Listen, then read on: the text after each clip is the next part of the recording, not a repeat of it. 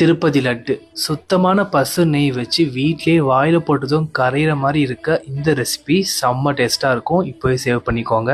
பண்ணலாமா? 2 ஸ்பூன் சர்க்கரை சேர்த்துக்கோங்க. இது கூட 2 ஸ்பூன் அரிசி மாவு சேர்த்துட்டு 4 ஸ்பூன் பால் சேர்த்து நல்லா மிக்ஸ் பண்ணிக்கோங்க. சர்க்கரை நல்லா கரைஞ்சதுக்கு அப்புறமா 1 கப் அளவு கடலை மாவை சலிச்சு சேர்த்துக்கோங்க. இது கூட 1.5 டம்ளர் பால் சேர்த்துக்கோங்க. கொஞ்சம் கொஞ்சமா சேர்த்து மிக்ஸ் பண்ணிக்கோங்க. நல்லா இந்த பதத்துக்கு மிக்ஸ் பண்ணி எடுத்துக்கோங்க.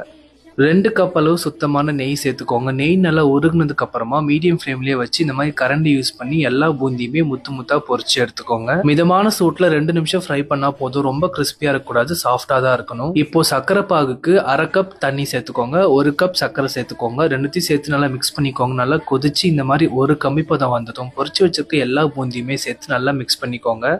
10 நிமிஷம் அப்படியே விட்டுருங்க. பூந்தி சர்க்கரை பாகு நல்லா சோக் ஆனதுக்கு அப்புறமா மிக்ஸி ஜார்ல சேர்த்து இந்த மாதிரி பொடி பண்ணி எடுத்துக்கோங்க. இப்போ நெய்ல வறுத்த முந்திரி பருப்பு, திராட்சை, 2 டேபிள் ஸ்பூன் கல்கண்டு,